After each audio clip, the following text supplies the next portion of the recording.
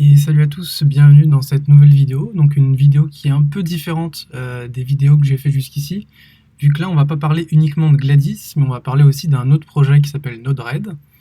Alors pourquoi cette vidéo? Vous avez remarqué dans Gladys, on essaie de faire un produit qui est le plus simple possible et qui ne demande pas de manipulation technique pour les utilisateurs. Et ça a un impact, c'est-à-dire que le développement Gladys et le développement de modules est beaucoup plus compliqué et beaucoup plus long qu'un développement classique sur d'autres projets où souvent l'interface est générique et la partie, c'est justement juste la partie back-end qui change. Par exemple, sur Home Assistant, c'est souvent une configuration en YAML et il n'y a pas forcément d'UI qui a été programmé. C'est pas ce qu'on fait dans Gladys 4 et du coup, le développement, il prend un peu plus de temps. Et donc, du coup, je sais que certains d'entre vous sont frustrés parce que du coup, ils ont pas, il leur manque certaines intégrations dans Gladys 4 et ça les empêche de passer à Gladys 4. Du coup, ces utilisateurs, des fois, parfois, c'est des utilisateurs avancés.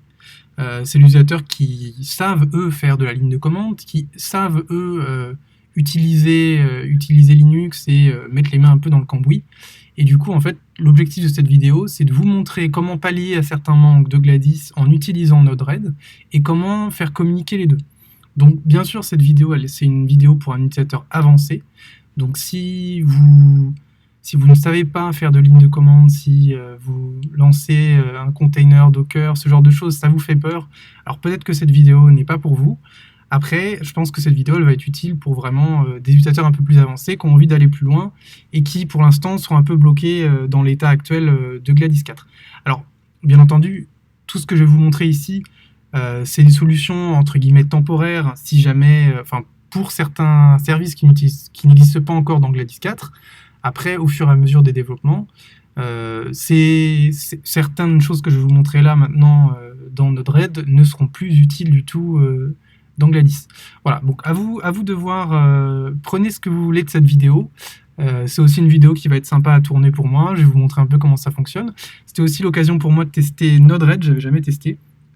Et du coup, j'ai pu voir un peu comment ça fonctionne. C'est là où je vois aussi les différences du coup avec Gladys. C'est vrai que je me rendais pas compte à quel point dans Gladys on a fait du travail pour que vraiment il n'y ait pas besoin de faire de ligne de commande. Et nous on y arrive dans Gladys. Et d'autres projets comme Node-RED ou Home Assistant n'ont pas du tout cet objectif.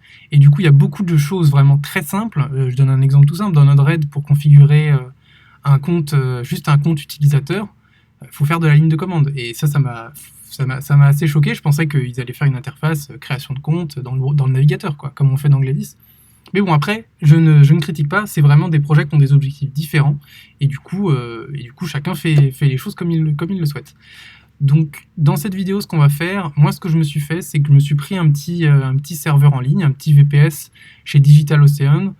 Je le lance pour 3 heures, et puis je le couperai après la vidéo. Donc, le serveur que vous allez voir, c'est pas un serveur à moi, hein, c'est vraiment un serveur pour cette vidéo que j'ai pris temporairement.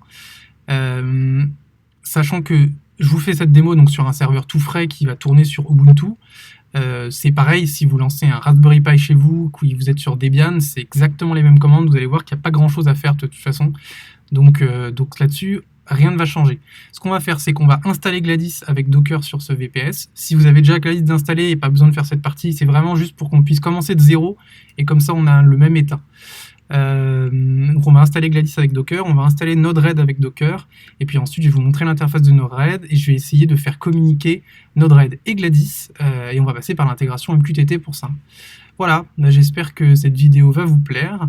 Voilà, on va commencer tout de suite. Alors pour cette vidéo, ça sera un peu un format live sans être forcément un live, c'est-à-dire que je vais enregistrer en une traite, il n'y a pas de coupure. Je vais vous montrer en live, donc si jamais il y a des choses qui se passe mal, il n'y a pas de coupure, il n'y a pas de montage, je corrigerai en direct. Voilà. Donc la première étape, ça va être d'installer Gladys. Là, on est sur le site de Gladys, on va aller dans la documentation, et là, on va aller dans installer Gladys avec Docker. Alors, il y a deux parties sur ce tutoriel, mais au final, la commande est la même qu'on soit sur un Raspberry Pi ou sur un serveur en ligne. Maintenant, c'est la même commande, donc on va prendre cette commande. La première étape, en fait, c'est d'installer Docker sur la machine. Moi, je l'ai déjà fait avant de cette vidéo pour éviter que ça prenne un peu trop de temps, vu que la commande est un peu longue. mais en gros, c'est juste cette commande à exécuter, c'est vraiment tout simple. Je vais vous afficher ma console à l'écran comme mon terminal. Comme ça, vous voyez mon terminal. Donc, je me suis lancé un petit serveur, vous le voyez ici. Ce que j'ai fait auparavant, donc, c'est juste que j'ai copié-collé cette commande, je l'ai mis ici, et puis je l'ai exécuté. Voilà, rien de bien savant. On va pas le faire ici, vu que je l'ai fait juste avant, mais c'est la seule chose que j'ai fait avant de lancer ce serveur. Ensuite, on va lancer Gladys, donc on va récupérer cette commande. Donc, il n'y a rien à changer, la commande, elle est déjà prête. Ce qu'on voit, c'est qu'on stocke toutes les données de Gladys dans ce dossier-là. Donc, on va prendre la commande, on va se mettre ici, et je vais lancer Gladys. Donc voilà, là, il y a un container qui vient de se lancer. Alors j'avais déjà fait un Docker pull avant cette vidéo, donc j'avais déjà l'image en local, mais ça change rien, si vous n'avez pas l'image, ça sera fait tout seul. Donc là, on peut voir, il y a Gladys qui se lance tranquillement. Et moi, en gros, si je vais sur mon navigateur, là j'ai mis l'IP de mon serveur, je me retrouve sur l'interface de configuration de Gladys. Je vais vous masquer le terminal le temps que je fasse la configuration. On va se créer un petit compte. On va me dire que je m'appelle Tony Stark, tony.stark@gladysassistant.com. On va mettre l'interface en français pour ce tutoriel. On va mettre une date de naissance bidon, pas de photo de profil, un petit mot de passe. Et je me crée mon compte. Unité de température Celsius en mètres, et on garde 3 mois les valeurs des devices. Ensuite, on va créer une maison, qu'on va appeler maison, qu'on va mettre ici. On va mettre 3 pièces, salon, cuisine et chambre. Hop, voilà une configuration assez simple. Et là, c'est bon, mon Gladys est configuré. Donc, vous voyez, configurer Gladys, c'est vraiment l'histoire de 30 secondes, quoi. Ça a vraiment pris 30 secondes.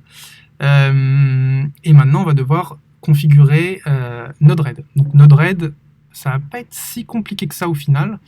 Ce qu'il va falloir faire, c'est lancer aussi une commande Docker Run. Donc je vais vous rafficher mon terminal. Hop. Ah, c'était un peu plus large. Donc on ne voyait plus. Je vais vous le décaler. Hop, hop, hop. On va peut-être le mettre en plus grand, comme ça vous voyez bien. Voilà, super. Ok, et là en fait on va mettre une commande Docker Run pour Node-RED.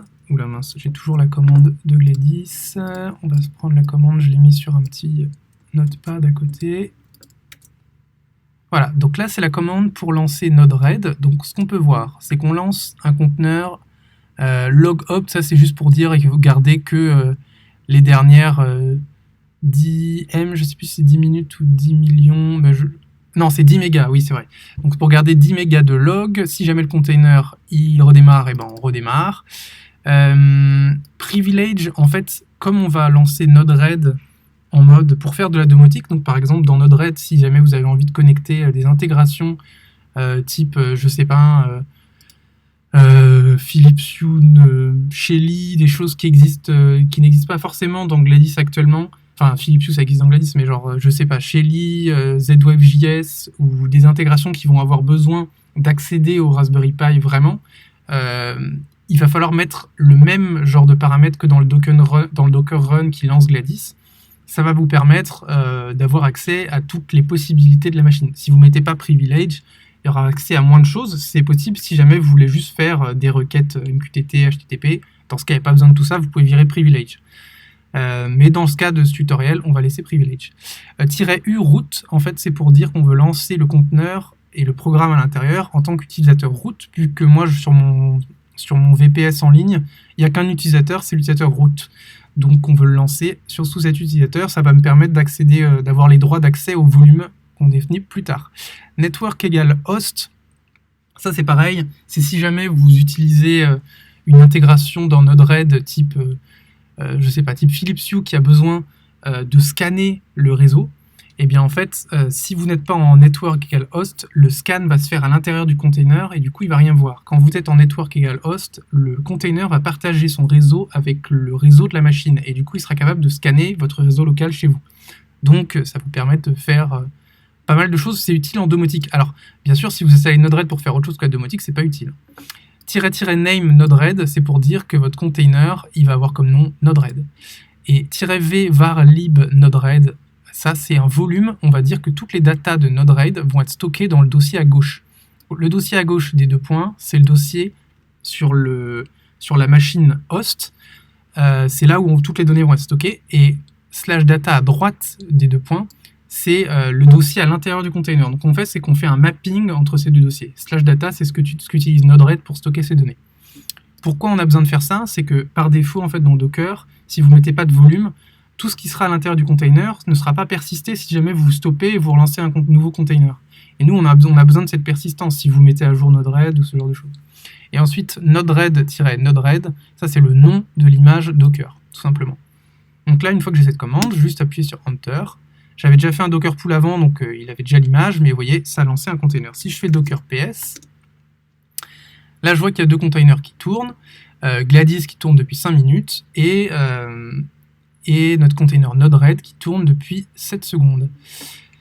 Alors on va voir, est-ce qu'il tourne toujours bien? Oui, voilà, hop, on voit qu'il est en train de démarrer, starting, et visiblement tout va bien. On peut aller voir si on veut le dossier là, le fameux dossier var lib node-red, pour aller voir un peu ce qui se passe à l'intérieur.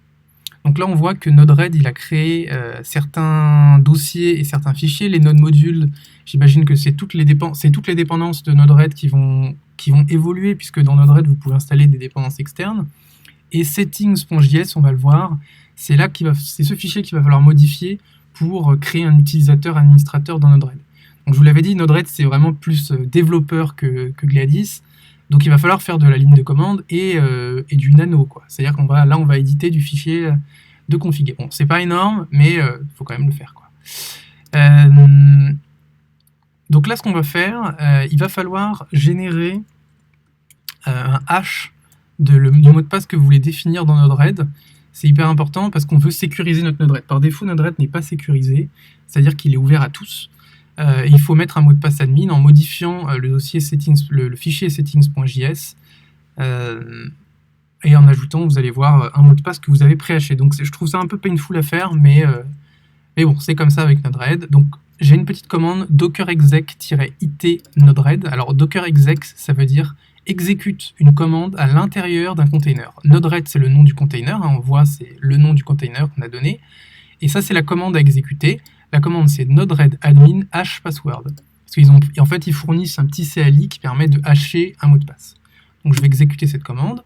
Là, il me demande un password. Donc, mon mot de passe, ça va être test. T-E-S-T. Je fais Enter.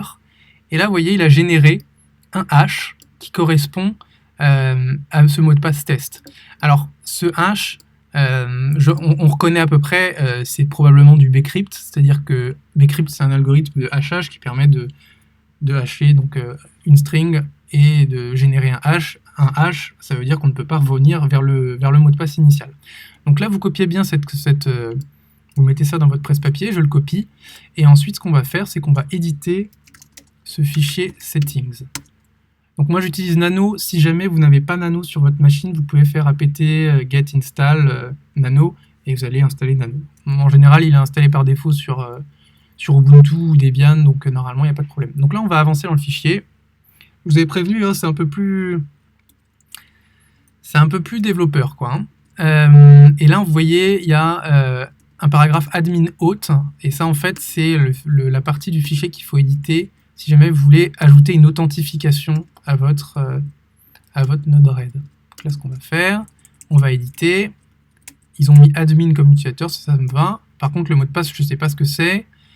Du coup, on va le modifier et on va mettre mon mot de passe mon hash que j'ai fait tout à l'heure et qui veut dire test, qui est le hash de test. Donc là, je fais CTRL X, donc ça me dit save modified buffer, je fais Y pour dire yes, et là je fais entrée pour dire que j'enregistre. Donc là, j'ai modifié les settings, je peux faire docker ps, et là, on va relancer Node-RED pour qu'il prenne en compte mes changements. Je fais docker restart Node-RED et là il va redémarrer.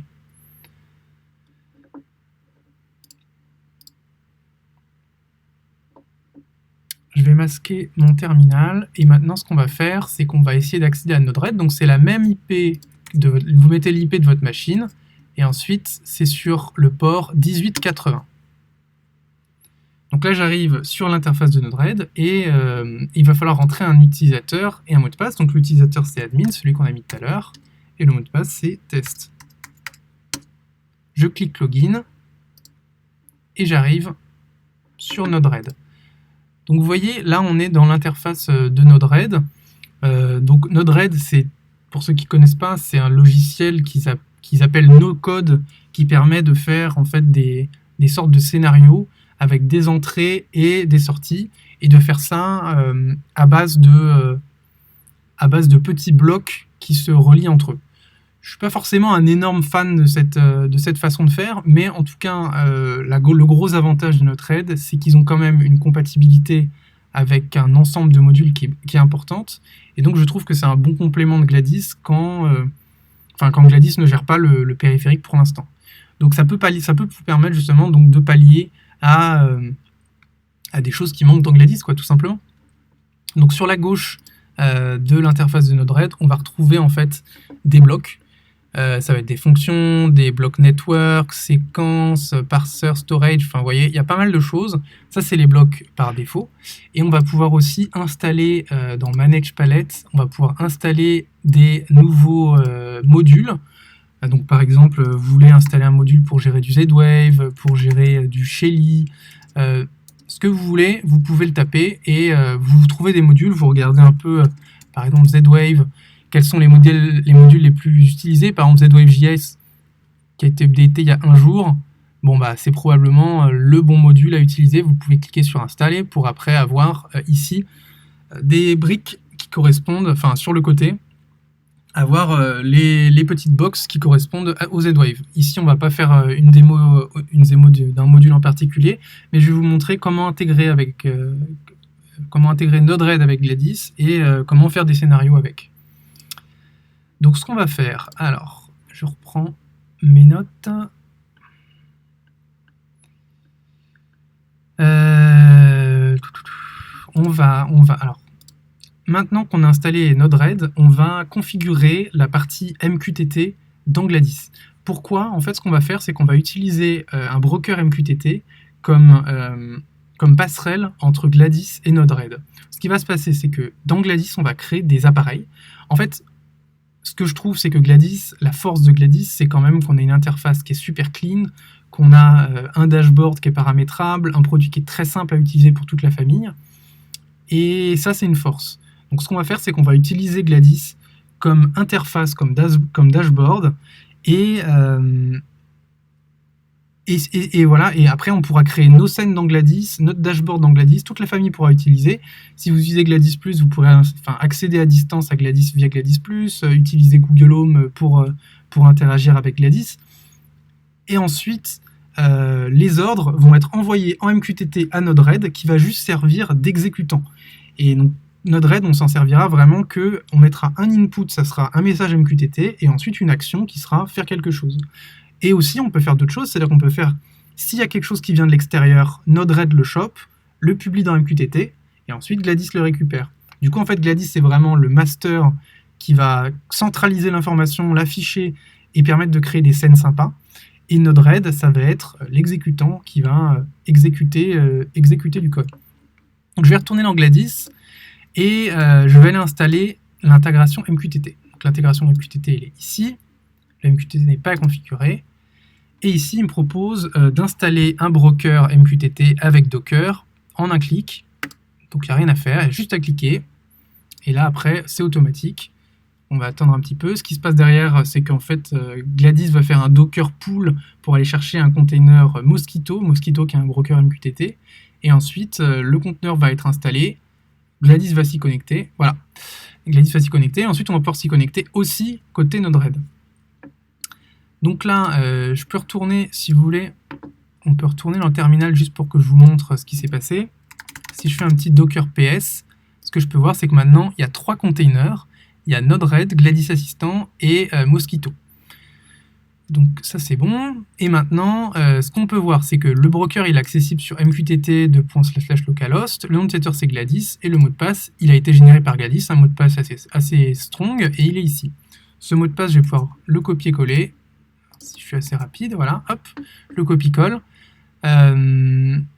et je vais pouvoir m'en servir côté Node-RED. Avant de faire ça, ce qu'on va faire, c'est qu'on va créer un appareil MQTT dans Gladys. Donc ici, ce que je vais faire, c'est que je vais créer une lampe. Donc on va l'appeler lampe, et on va lui donner comme nom MQTT lampe. Cette lampe, elle sera dans la chambre, et ça sera un éclairage on-off. Tout simple, on va mettre lampe, 0 et 1, ce sera un appareil binaire, et ce n'est pas un capteur, c'est une lampe. Ici, il y a un topic MQTT, on va en avoir besoin après, vous allez voir. Ensuite, donc ce qu'on va faire une fois qu'on a fait ça, donc là je viens de créer ma lampe, et maintenant je vais retourner dans Node-RED.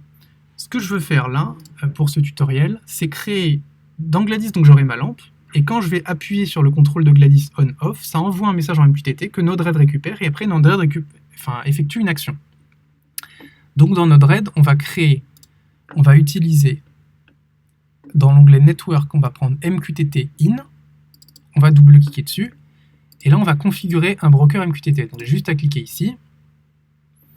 Ici, il faut mettre le nom du serveur. Donc, c'est MQTT localhost. Tout ça n'a pas besoin de le changer. Sécurité, username, mot de passe. Donc, username, c'est Gladys. Et le mot de passe, il est ici. Donc, je retourne dans configuration. Je fais afficher le mot de passe. Et je le copie-colle. Je retourne ici. Je colle le mot de passe. Et normalement, c'est bon. Je clique sur Add. Donc là, je viens de créer un nouveau serveur MQTT.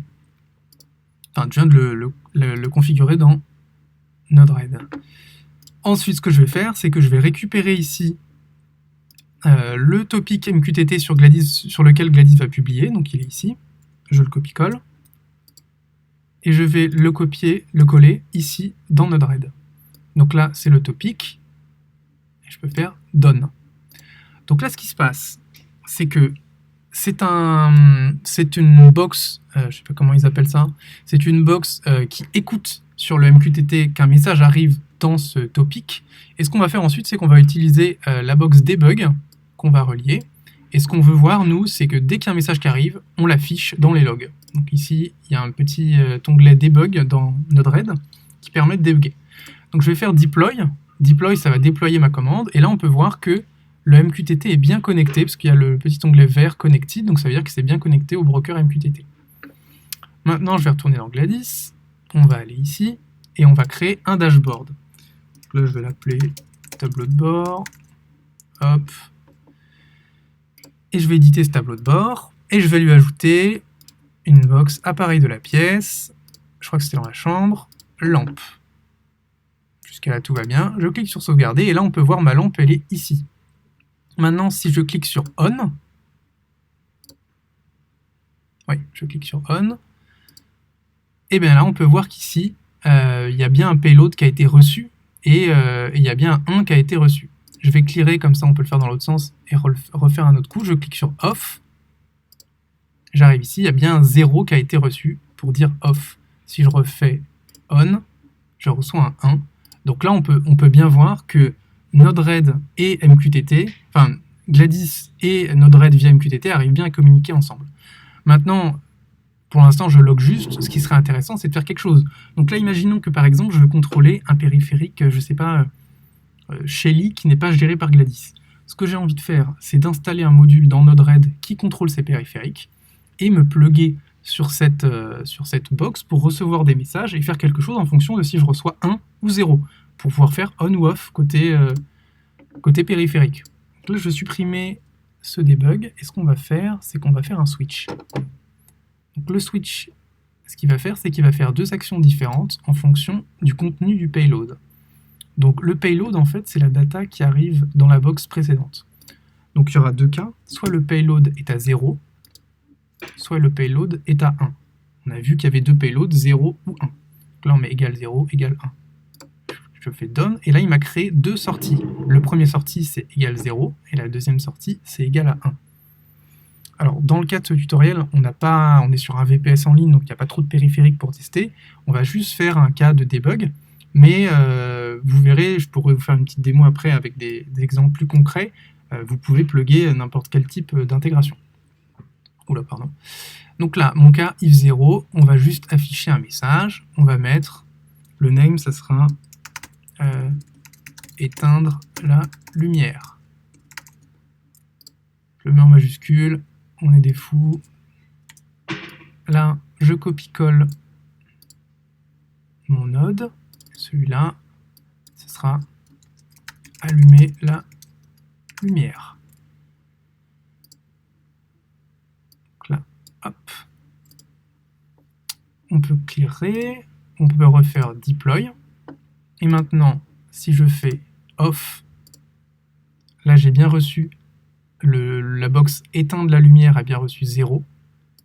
Si je fais on, la box allumer la lumière a bien reçu 1. Et donc là c'est très simple. Imaginons que vous ayez installé une intégration Z-Wave dans Node-RED. Vous prenez la petite box Z-Wave qui dit envoyer cette valeur à cet appareil, vous la drag and droppez ici, vous mettez un petit lien ici quand c'est allumé, ici pour éteindre. Et voilà, tout simplement, on vient de relier Gladys à Node-RED dans le sens Gladys vers Node-RED. Alors après, on va vouloir faire une autre chose, on va vouloir envoyer de la data de Node-RED vers Gladys. Ça, c'est dans l'autre sens. Alors je vérifie si j'ai bien tout couvert. Pour moi, ça a l'air bon. Donc cette fois-ci, on va faire une autre chose. On va créer cette fois-ci un capteur dans Gladys. Ce que j'ai envie de faire pour ce tutoriel, on va récupérer l'utilisation du CPU de la machine et on va l'envoyer toutes les 5 secondes à Gladys pour pouvoir monitorer son instance, tout simplement. Donc on va créer un appareil dans appareil MQTT. Cet appareil, on va l'appeler CPU. On va donner comme ID externe CPU. Ça sera dans le salon, le CPU. Alors, le CPU, ce qu'on va faire, c'est que ça sera... On n'a pas de périphérique CPU dans Gladys, mais on va tricher un peu. Il y a deux possibilités. Soit vous mettez inconnu, qui est un peu un truc par défaut, et du coup, ça n'affichera pas d'unité. Soit, petit tricks, on peut mettre un périphérique capteur d'humidité, parce qu'en soi, un capteur d'humidité, ça donne une unité en pourcentage, et le CPU, on peut mettre que c'est le pourcentage d'utilisation du CPU, donc ça fait sens. Moi, je vais mettre que comme si c'était de l'humidité. Bon, ne le faites pas forcément, parce que du coup, après, si vous demandez à Gladys ou si vous affichez une box humidité, ça va être pris en compte. Mais en tout cas, pour ce tuto, c'est un peu pratique. Alors après, c'est plus pratique de faire ça. Je me dis qu'on pourrait ajouter un type CPU ou monitoring, je sais pas. Du coup, le CPU il sera entre 0 et 100, et c'est un capteur, cette fois-ci. Donc là, il y a un nouveau topic qui est apparu, on va le copier-coller. Je le copie-colle, et là, je fais sauvegarder. Donc là, j'ai mon nouvel appareil CPU dans Gladys. On va aller l'afficher sur le dashboard. Donc là, j'édite mon dashboard. Je fais ici appareil de la pièce. Et là, c'était dans le salon. Et je sélectionne le CPU. Voilà. Donc pour l'instant, mon CPU qui est de l'humidité n'a pas encore de valeur. Donc ça ne met aucune valeur enregistrée. Maintenant, il va falloir envoyer une valeur depuis Node-RED pour pouvoir l'afficher dans Gladys. Donc dans Node-RED, on va utiliser quelque chose de différent. Cette fois-ci, on va utiliser l'onglet MQTT Out. Donc MQTT Out, on va juste publier dans un topic. Donc là, je vais copier-coller le topic que j'avais récupéré avant. C'était ce que j'avais copié-collé juste à l'étape précédente. La qualité de service, c'est en gros, est-ce que vous voulez que le message soit reçu 0, je crois que c'est... il essaie de l'envoyer et puis on s'en fout, il n'y a pas de confirmation. 1, c'est le message doit être délivré au moins une fois, mais il peut être délivré plusieurs fois. Et 2, le message doit être délivré une seule fois. Nous, on va mettre 2, parce que dans ce cas-là, sachant que plus vous mettez une qualité de service élevée, plus en fait, le protocole va être lourd, vu qu'il faut qu'il y ait des confirmations des deux côtés pour dire « Est-ce que tu l'as reçu ?» « Oui, j'ai bien reçu. » Et donc, c'est un peu plus lourdingue. Nous, dans notre cas, on ne veut pas forcément... Enfin, il n'y a pas de problématique, on ne va pas envoyer 10 000 valeurs par seconde, donc une qualité de service 2 fait tout à fait sens. Donc là, ça va publier dans ce topic, et maintenant, il faut qu'il y ait un trigger. Donc, avant d'aller chercher la valeur du CPU, ce qu'on va faire, c'est qu'on va utiliser la box inject qui permet d'injecter de la donnée. Donc ce qu'on va faire, c'est qu'on va injecter, par exemple, on veut que le CPU soit à 78%, on va injecter 78 dans payload. Donc là, hop, on va relier ça. Donc ce que ça va faire, c'est que quand on déclenche cette scène, ça va injecter 78 dans payload, qui sera ensuite envoyé à cette box, qui va l'envoyer en MQTT à Gladys. On va déployer ce scénario. Et là, je vais cliquer ici, et ça va envoyer 78. Et si je retourne dans Gladys, mon CPU est bien à 78% d'utilisation. Bon, pour l'instant, c'est très manuel, et ça n'a pas trop d'intérêt. Donc, ce qu'on veut faire, c'est aller vraiment lire le CPU, on est d'accord. Ce qu'on va faire, c'est qu'on va utiliser... On va faire assez simple, on va utiliser la fonction exec qui permet d'exécuter une commande Linux. Et comment on fait pour aller chercher l'utilisation du CPU en Linux? On va faire assez simple pour cette vidéo. Ce qu'on va faire, c'est qu'on va utiliser le load average de la machine. Le load average, c'est une valeur qui donne l'utilisation, la charge sur la machine, et qui est une unité assez particulière, étant donné qu'en fait, par exemple, si vous avez une machine monocœur, donc avec un seul cœur, si vous avez un load average de 0,5, ça veut dire que 50% du CPU est utilisé. Après, si par exemple, vous avez un CPU avec deux cœurs et que vous avez un load average de 0,5, ça veut dire qu'il y a 0,5 de 1 cœur qui est utilisé, mais donc vous pouvez aller jusqu'à 2 sans problème. Donc il faut prendre ça en compte lors du calcul. Je vais utiliser ça pour... on aurait pu aussi passer par top pour récupérer l'usage CPU, mais c'est un peu plus chiant, donc pour cette vidéo, on va juste passer par le load average. Donc la commande pour aller chercher...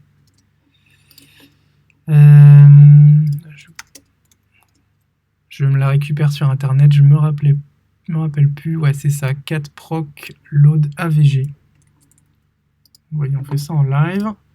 Donc là, je me mets sur mon terminal, on va faire un petit test. Hop, vous voyez, donc là ça m'affiche les 3 premières valeurs, c'est les valeurs qui m'intéressent, c'est les mêmes choses que quand vous faites par exemple htop. Htop, vous voyez, là il y a un onglet, il y a une petite partie load average. Le premier c'est load average sur la dernière minute, je crois, ou les 30 dernières secondes. Le deuxième c'est genre les 5 dernières minutes, et le dernier c'est genre la dernière heure. Je dis sûrement des bêtises, mais en gros c'est l'idée. Du coup, en faisant juste un petit cat proc la load average, on va récupérer cette string, et en fait ce qu'on va faire, c'est qu'on va juste la découper en splittant sur les espaces, et on prendra le premier élément. Je vais vous montrer comment on fait, c'est vraiment hyper simple. Donc je désactive mon terminal, et la commande qu'on va utiliser, du coup, c'est cat proc load average dans Node-RED. Donc là, il y a juste à faire ça, tout simplement. Donc ce qu'on va faire, ça sera juste notre déclencheur, on va pas vraiment utiliser la valeur qui est écrite ici. Et ensuite, on va faire ce cat.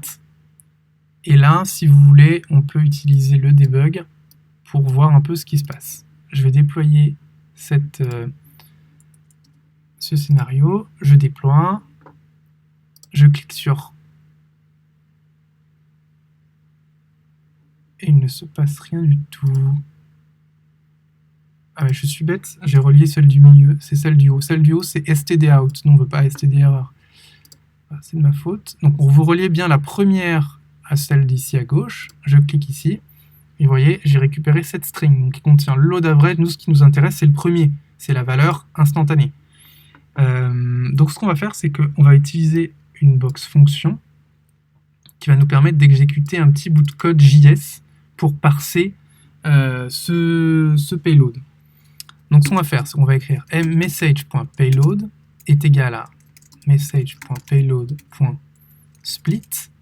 La fonction split, elle permet de séparer une chaîne de caractères en fonction d'un caractère. Donc le caractère sur lequel on veut séparer, c'est espace. Donc ça va diviser cette chaîne de caractères en un tableau du coup de tous les éléments séparés par leurs espaces.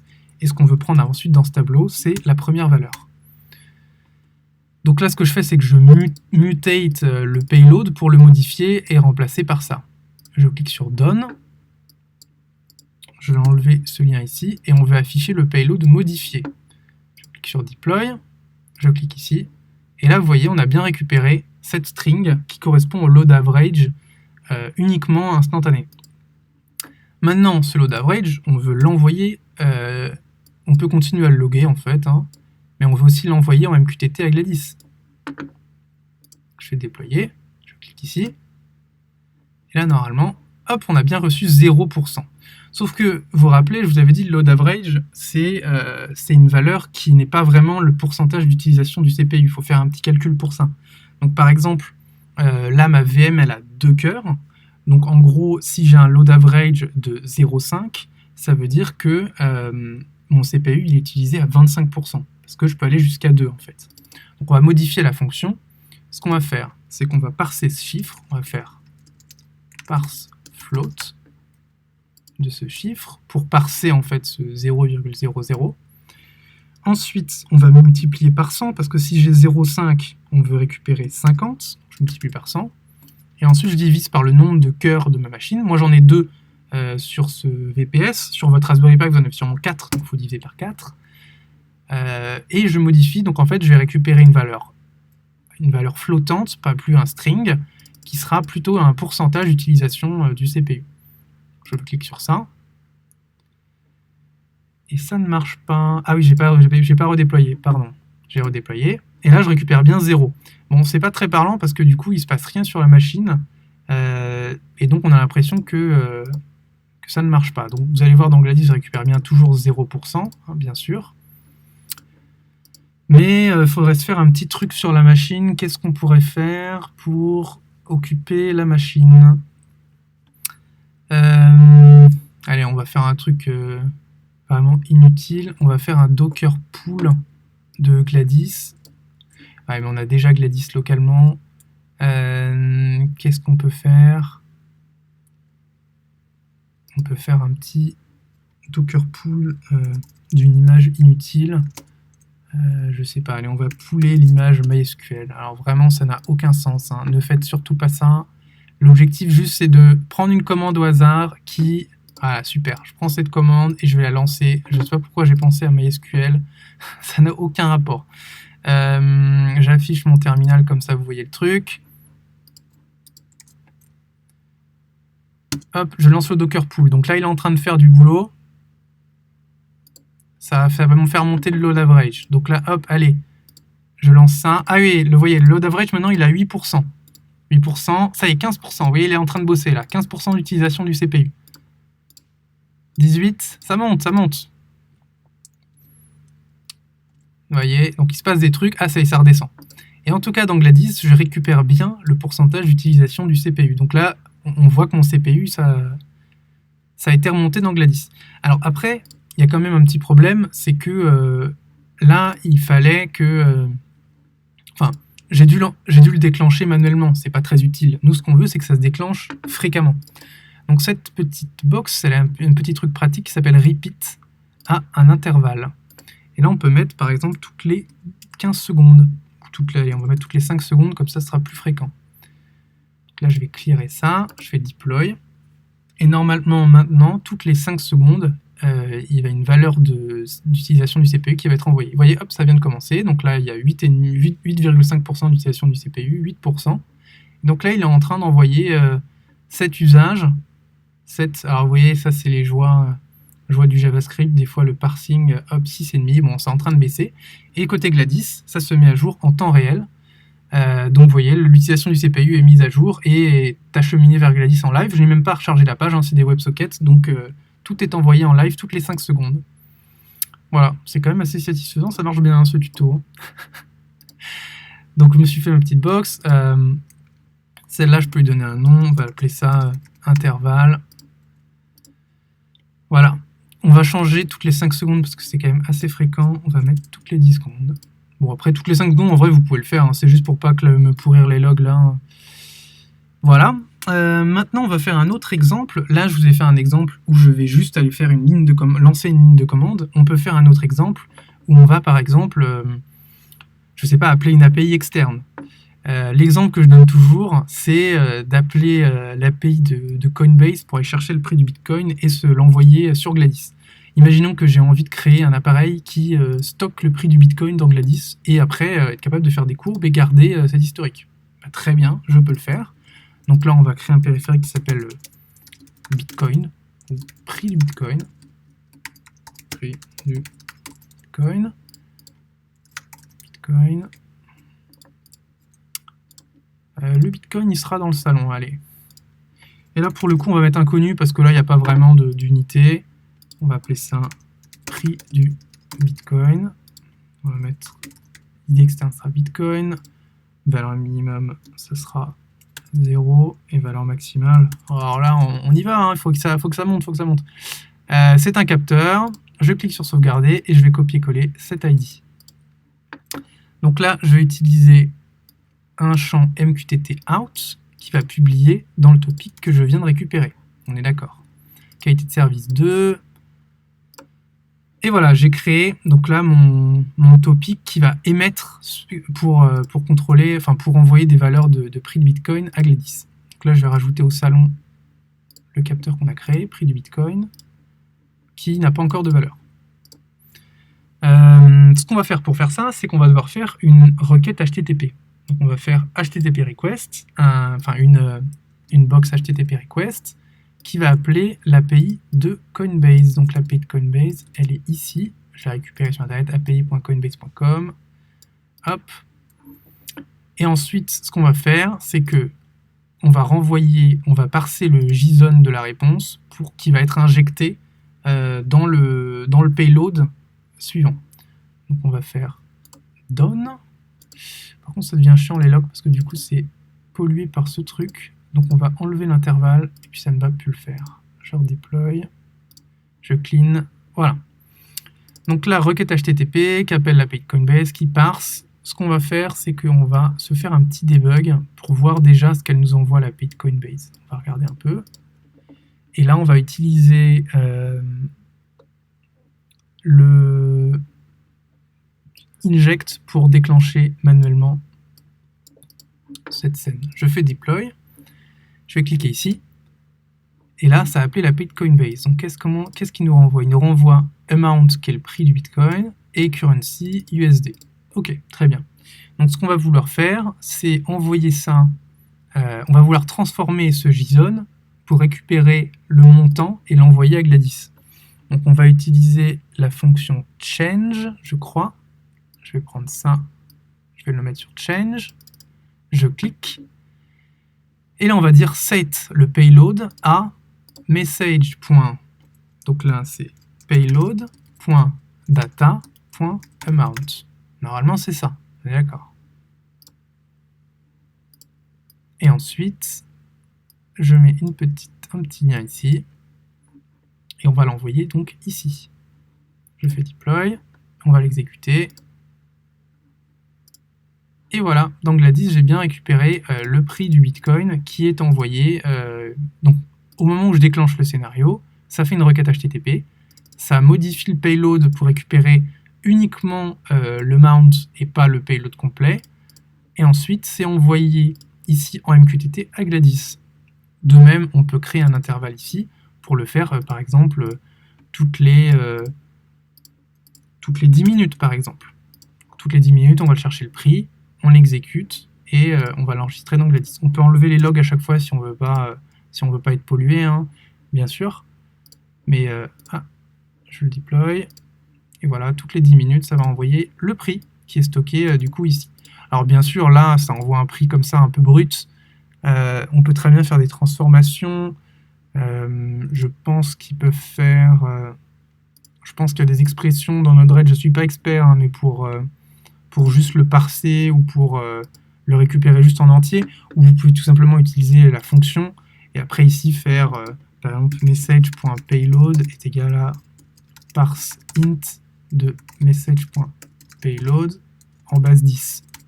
Et ça en fait en JS, je vais aller parser, vous voyez je me rabats dans le JavaScript, c'est la seule façon que je sais faire.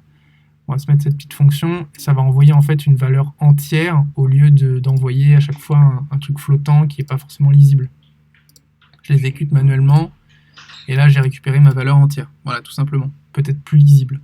Ça ferait penser que d'ailleurs ce serait peut-être pratique de mettre une unité euro ou dollar avec des beaux séparateurs ici, ce serait peut-être plus lisible. Voilà. Donc là, c'est un exemple de scénario un peu simple pour vous montrer ce qu'il est possible de faire avec en même temps Node-RED et en même temps Gladys. Une des possibilités, c'est bien sûr de connecter des intégrations externes dans Node-RED. Donc vous allez dans Manage Palette, là sur la droite. Et ensuite, ce que vous faites, c'est que vous cherchez ici le module que vous voulez installer. Donc je voulais vous parler par exemple de Shelly. Ici, vous voyez, l'intégration Shelly est mise à jour il y a deux semaines.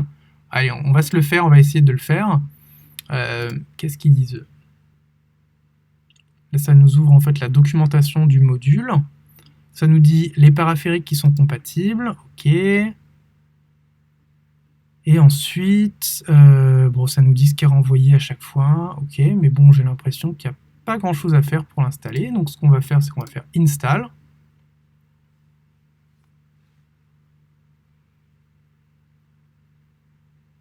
Hop.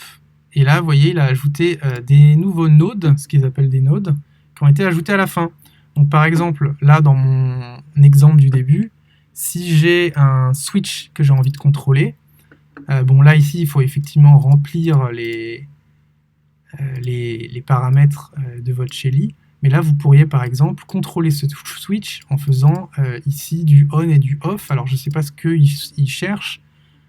Vous voyez, pour un switch, pour faire on, il faut envoyer on true. Donc là, en fait, il faudrait faire un...